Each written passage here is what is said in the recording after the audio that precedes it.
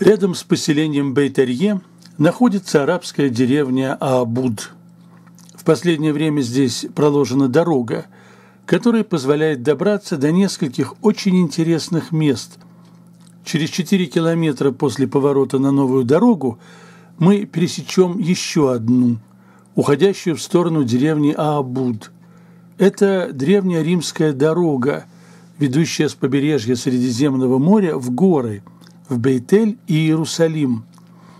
В Иудейскую войну здесь двигалось на Иерусалим римское войско. Во все времена паломники поднимались в горы. Продолжим движение на юг. И еще через 2 километра увидим слева проселочную дорогу, уходящую на восток. Здесь надо оставить машину и отправиться в короткое пешее путешествие.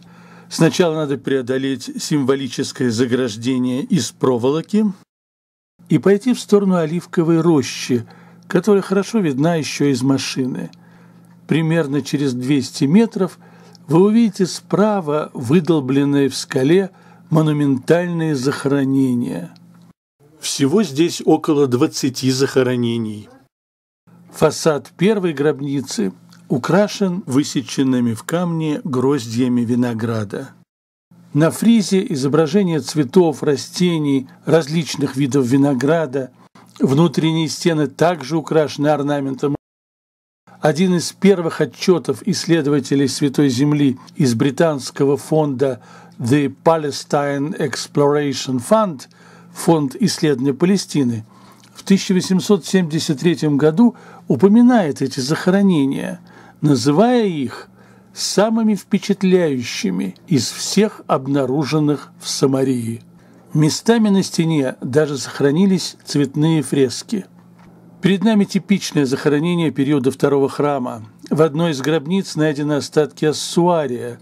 Это говорит о том, что здесь похоронены евреи. Самаритяне не использовали ассуарии. Известно, что в период Второго храма вино в храм доставляли из Бейт-Римы. В то время это был город Коэнов, и Бейт-Лабана. Посмотрим на современную карту. Совсем рядом находится арабская деревня с названием Бейт-Рима и деревня Алюбан. Получается, что именно отсюда везли вино в храм, что изображение винограда и цветов – это то, что видели вокруг себя создатели этих монументальных гробниц. Вероятно, у тех, кто выращивал здесь виноград и делал из него вино, была прямая связь с храмом и Иерусалимом. Чтобы выстроить такие гробницы, нужно было вложить много сил, денег и времени. Это не захоронение для простых смертных. Войны за Самарию с самаритянами вели правители Иудеи из династии Хасмонеев – Йоханан Геркан и его сын Александр Янай. С тех пор и до восстания Бар-Кохбы здесь несколько столетий не прекращалось еврейское присутствие. Мы точно знаем, когда этот район был очищен римлянами от евреев. Это случилось в 134 году новой эры. Одна из 12 монет, найденных в пещере Аабуд, датирована 2-м годом восстания – Шана Бейт-Лехерут. С тех пор и до наших дней в этих местах не было евреев. Дорогие жители современного Израиля, порадуйте своих древних предков, посетите их могилы. Вернемся на 446-е шоссе и продолжим движение в сторону поселения Бдуэль, то есть на север. Вскоре слева от дороги вы увидите большую стройку нового поселения Лешем. Сворачиваем туда и доезжаем до самых верхних домов поселка. Развалины Дир-Самаан находятся на вершине холма. Строительство подошло к ним вплотную. Дир-Самаан – это один из хорошо сохранившихся и очень красивых памятников византийской эпохи. По развалинам Дир-Самаан проходит размеченная черным цветом туристическая тропа. Грандиозность развалин показывает, сколько сил и мыслей было вложено в строительство комплекса. Здесь перекресток древних дорог. В византийский период здесь проходила северная граница влияния Византии. В войнах Византии за Самарию здесь погибли десятки тысяч самаритян. Так рассказывают византийские хроники. Здесь самое большое гумно из всех известных в Самарии.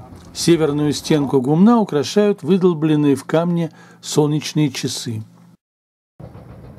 Огромные ямы-водосборники, глубина воды в которых в период дождей достигает 2,5 метров, вина и маслодавильни колоссальных размеров показывают, какие урожаи собирали и перерабатывали здесь.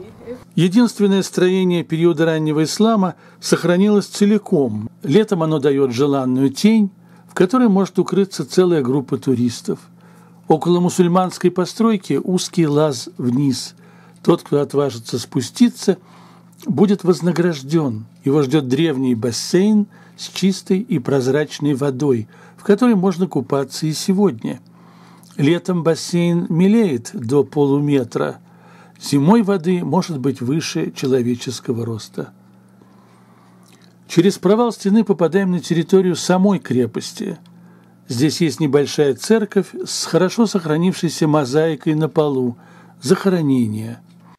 Южная стена крепости разрушена сильно. Вероятно, именно отсюда в крепость ворвались захватчики-мусульмане. Комплекс крепости со стенами выше 3 метров и огромной сельскохозяйственной фермой производит колоссальное впечатление.